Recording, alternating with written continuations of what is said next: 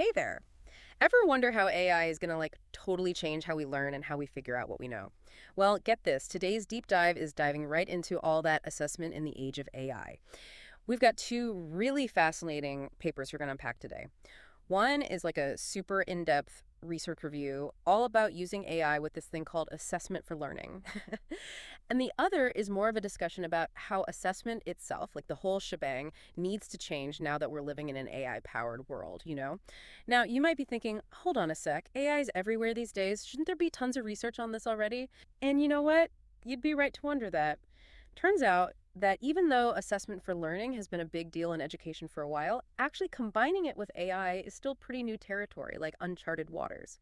So, before we go any further, let's break down exactly what assessment for learning is all about. Yeah, it's a bit more uh, nuanced than just like quizzes and grades and all that. It's more about, think of it as like, how can we use assessment as a tool to actually guide and improve learning? And I'm talking about in real time as it's happening. So, less about seeing how you did after the fact and more about getting that feedback and support while you're right in the middle of it. Exactly. Like, imagine a student working on, let's say, a history project. With assessment for learning, they're not just getting a grade slapped on it at the very end. Instead, they're getting feedback during the whole process. Maybe on their research approach, like, hey, are you looking in the right places for information? Yeah. Or, what about your initial arguments? Or how are you structuring your ideas? That way, they can actually use that feedback to make their work better as they go, you see. And this research review, this is one of the papers we're looking at, it really digs into how this whole idea of assessment for learning has evolved over time. And you know what I found super interesting? Even though the way we teach and learn has changed so much, especially with technology, those core principles of assessment for learning, they've stayed surprisingly consistent, like they haven't really budged. That's so true. And one of those big consistent threads is this focus on, how do you provide feedback that's ongoing? And you do it through different activities and tasks. It's not about that one giant test at the end. It's like make or break. Hmm. It's more about like constantly checking in, seeing where the student is at, really trying to understand their learning process. And then, this is key, adjusting the teaching approach, how you're actually teaching based on those insights. That makes a lot of sense to me. I mean, at the end of the day, every student's coming from a different place, right? They've got their own strengths and their own challenges. Exactly. And that's precisely why this whole concept of gaining deeper learning insights is so crucial. It's not just about did they get the right answer. It's about understanding their thought process, like Right. the why behind their answers. What are they really good at? Where might they need an extra hand, a little more support? It's like, okay, knowing you totally bombed that math test doesn't really help you do better next time. You need to know why you got those questions wrong to actually learn from it, to actually improve. You hit the nail on the head. And this is where you can see the difference between assessment for learning and what we call summative assessment. Summative assessment is like that big, bad end-of-year exam. It gives you a snapshot, right, of what a student knows at that one specific moment in time. But assessment for learning, that's about the whole journey, the entire learning process, Yeah. the ongoing growth and development that's happening. That makes me think about those online learning platforms where they give you instant feedback Right. as you're going through the lessons. That feels very assessment for learning to me. You know what I mean? It totally is. Yeah. And it really highlights how much this approach is evolving alongside technology, which, speaking of, that brings us to the truly exciting part, the incredible potential for AI to take these personalized, data-driven approaches to a whole new level. Okay, so let's dive into that. We know AI is changing everything. So how does it impact assessment for learning? And what are some of the challenges and opportunities that come with it? Oh, it's true. The possibilities are like endless. It's really exciting. But we got to be real, right? There are some serious challenges too. And this is where that second paper we've got, the discussion paper, comes in. It does a really good job, I think, of laying out some of the biggest hurdles we're going to have to figure out as we bring AI into like the world of tests and assignments and all that. Right, how do we even know if students are actually learning if AI can just, do the work for them? What does academic integrity even mean anymore in this whole new world? Exactly. And, one of the biggest concerns the paper brings up is this potential for misuse of these AI tools. Like, what's to stop a student from having AI write their whole essay for them? Yeah, that's the question, isn't it? It feels like we can't just pretend these tools don't exist, especially as they get more and more advanced. Absolutely not. Yeah. And the paper actually makes a really important point here. It says that trying to just ban these tools outright, that's not the answer. It actually argues that trying to, like, lock everything down just makes the problem worse. It's like pushing it underground. It seems like a much more, I don't know, realistic and maybe even a more effective approach is to figure out how to use these tools responsibly and thoughtfully. Right. And that's why they propose this shift in thinking in the paper. Yeah. Instead of this, like, AI is bad, ban it mentality, they're arguing for what they call appropriate and authentic engagement with AI. And they want to make it part of learning. So, like, teaching students how to use these tools, but ethically, right? And in a way that actually helps them learn, kind of like, I'm just thinking out loud here, how we teach them to evaluate information from like different websites and stuff. Exactly. It's about making sure they understand, okay, these tools can be really helpful, but, and it's a big but, they have limitations and they might even have biases you need to watch out for.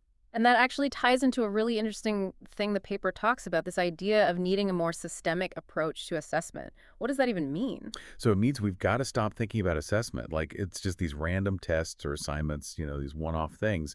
And we have to start thinking about it more holistically, like how do your assessments line up with what you're trying to achieve in the whole program?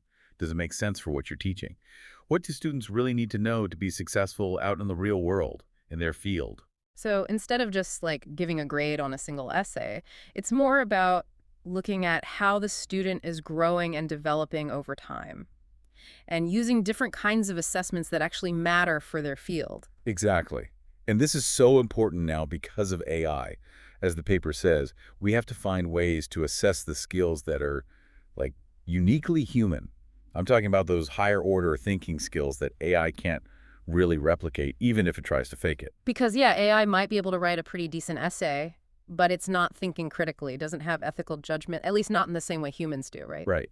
So how do we design assessments that actually measure those skills? That is the million-dollar question. And I gotta be honest, this is where I start to get a little lost. Like, what are some actual concrete things we can do? Well, luckily, the paper has some really interesting suggestions.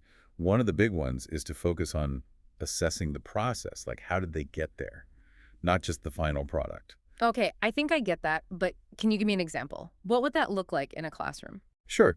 Let's say you're teaching a literature class. Instead of just that one big paper at the end of the semester on some novel, what if you had a series of, I don't know, smaller assessments?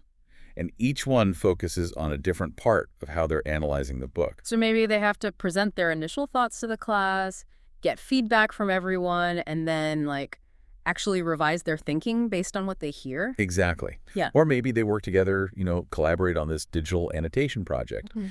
And they use, like, online tools to analyze key passages and themes in the book. The key is to give students different ways to show what they understand and how well they can analyze stuff, and you do it throughout the whole semester, not just at the very end. So it's like instead of just seeing the final product, we're interested in the whole journey, how they got Mhm. there. I like that. It's more about the whole process of learning. Right? Exactly. And it gives us so many more chances to give feedback, to let them revise their thinking, all that good stuff that's at the heart of assessment for learning. Another interesting thing the paper brings up is, how about collaboration? Like, what if we build that right into how we assess them? Not just students working together, but maybe even with AI tools. Whoa.